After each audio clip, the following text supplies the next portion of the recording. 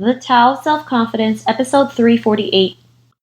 Welcome to the Tao of Self-Confidence, where I share stories of amazing women who have discovered their inner journey to self-confidence. Visit our website at thetaoofselfconfidence.com. Your inner journey to self-confidence awaits. Well, hello friend. Welcome to the Tao of Self-Confidence, where I share stories of amazing women who have discovered their inner journey to self-confidence. I'm your host today, Sheena Yapchan, and today I have a phenomenal lady on the show today. She is a vegan and fitness blogger, and I'm just really excited to have her on today and share her story with us on self-confidence. So without further ado, I'm going to introduce you to Anna Wildman. Anna, how are you today? Maybe you can fill in a little bit more about yourself to the listeners. Yeah, hi. Thank you so much for having me. Like you said, I'm a vegan food and fitness blogger, and I live in New York City, and I just graduated college almost 2 years ago, so I'm pretty new to the real world and just kind of making my way through. Awesome. Well, thanks for sharing that. And Anna, what's your cultural background?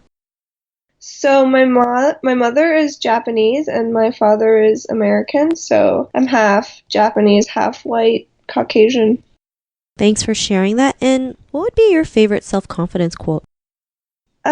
So I really like Eleanor Roosevelt quotes. I think she has a lot of wisdom. And one of her quotes that I really like is, "You wouldn't worry so much about what others think of you if you realized how seldom they do." So I feel like this really resonates with my way of thinking because, I don't know, I feel like a lot of people get caught up a lot of times in what other people think of them, but they often forget that other people are really self-consumed themselves. So no one's really thinking about the people around them. They're usually just thinking about themselves. So there's really no point in getting caught up in what others think of you.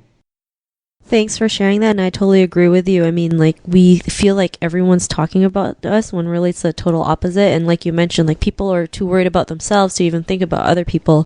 So when you realize that, you can just go ahead and do whatever. And of course, there are some people who might talk and whatever. But I mean, the more you keep on being yourself and doing what you love, that matters less. And what matters more is what you love doing and just being yourself. So thanks for sharing that quote. And in your own words, how would you define self-confidence? Yeah, I would say self-confidence is about knowing yourself and kind of accepting all of the things that encompass you, your strengths and weaknesses and quirks and everything, and then kind of going beyond that and respecting who you are. So once you know yourself and you respect yourself, I think that's when you reach true self-confidence. Thanks for sharing that. And I love how you mentioned respecting yourselves, right? Yourself. I mean, especially growing up as an Asian woman, we're always just told what to do. We forget to respect ourselves and we do things that might not even, that will go against what we believe in, right? Just for the sake of pleasing someone. And we have to remind ourselves, if that's not part of, what we believe, then we shouldn't do it, right? Because we have to love ourselves more first than anything. So I really love that definition. And Anna, what was your life like before your discovery of self-confidence?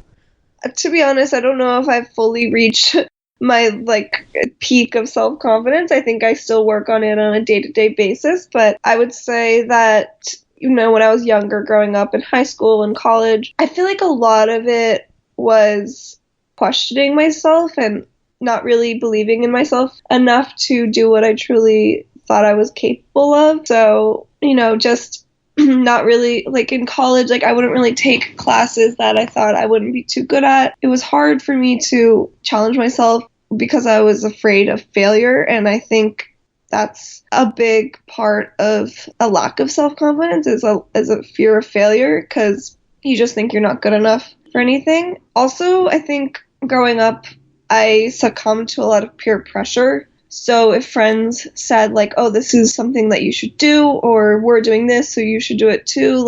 I was a very impressionable teenager and young adult, and I mean, I'm still pretty young, but in my adolescent years, I think I was pretty impressionable, and I would often just do things because I thought it was the cool thing to do, or just doing it because I didn't want to be the outcast.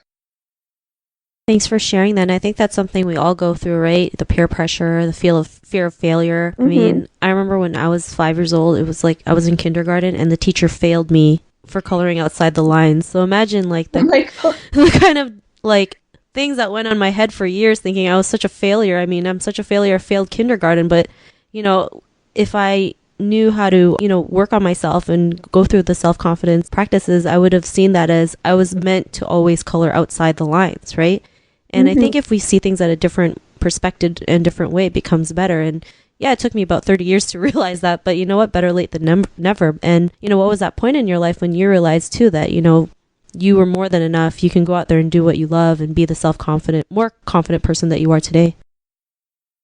I would say toward the end of college and even after college, because I feel like that was when I truly kind of realized that it's just me and I have to do whatever I can do to make my life the life that I envisioned. Because, when you're in college and high school and you have like the support of your family and you have a set group of friends and everything's kind of laid out for you and you have a course of action to follow. But when you graduate college, you kind of realize that the job you choose, the apartment you choose to live in, the city you live in, everything is up to you. And you don't really, you still have your family and your support system and your friends and everything, but everyone is doing their own thing and everyone's at different points in their lives and it's up to you to make whatever you want to make happen. So once I realized that it's up to me and if I work hard at something, I will achieve it, I think that's when my self-confidence kind of boosted and reached a new level because, I just kind of realized that in order to achieve anything, it's up to me. So I think that was like my aha moment. Thanks for sharing that. And, it is kind of scary, when you're finished like college and you go out to the real world. It's like nobody gives you a manual to figure out what you're supposed to do, right? It's like, at your job, they don't tell you to write 20-page theses or essays. They want you to just work. And, sometimes it's up to you to figure it out, even if we stumble along the way. And, because of that realization that it was up to you to create the life that you wanted, what's your life been like now? My life after the realization is, just following my passion and doing what I truly love, which is more in the realm of fitness and running and being a part of the vegan community. And that's been really fun, just seeing where I can go with my true interests. Thanks for sharing that. And, nothing's greater than just living out what you love to do, right? It doesn't matter what, it's like anything that happens isn't as bad as it is because you're doing what you love. And I think when people realize that, I think more and more people will take action on their passion and what they love to do and be who they are, their true authentic self. So thanks for sharing that. Yeah. And to the woman who's listening to your episode, she may be in her own journey of self-confidence. What would be that one tip you would give to her? I would say to remind yourself that everyone is on their journey and everyone has their own weaknesses and insecurities and you're not alone and you may think that you're the most insecure or most weak person in the world, but everyone thinks that way. And so once you become vulnerable and realize that everyone is on the same page as you and that you can build your own self-confidence and you can do what you set your mind to and just kind of shed that fear and shed that anxiety and insecurity, I think that's when you truly start to believe in yourself and build that self-confidence. Thanks for sharing that tip. And it's so true. We're all, I think we all forget that we feel like we're alone, but we're not. We have a support system. Whether it's listening to this podcast or reading a good book or just connecting yourselves with like-minded women, we all, go through obstacles and challenges. And it's just knowing that there's someone who's also with us along the way, knowing that we're not alone and that we can do this. So thanks for sharing that great tip. And if our listeners wanted to get to know a little bit more about you and what you do, is there any links or social media profiles we can connect with?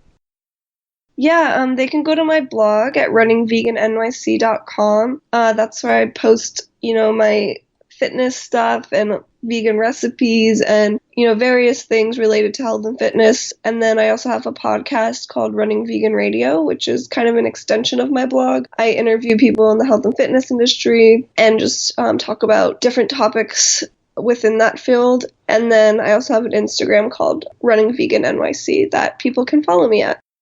Awesome. Well, thanks for sharing that. And to our listeners, if you want to connect with Anna, you can also head on over to the taoofselfconfidence.com and search for Anna's name. Her show notes will pop up along with everything else we talked about. And I just want to thank Anna for taking the time to share her story with us on self-confidence. So thank you so much, Anna. No problem. Thank you so much for having me. Not a problem. It was an honor having you on the show. And to our listeners, be on the lookout for another new episode of another amazing woman's journey to self-confidence. And we'll talk to you soon. Bye for now. Thank you for tuning in to another amazing episode of The Tao of Self-Confidence. Get your free audiobook by visiting our website at thetaoofselfconfidence.com. Your inner journey to self-confidence awaits.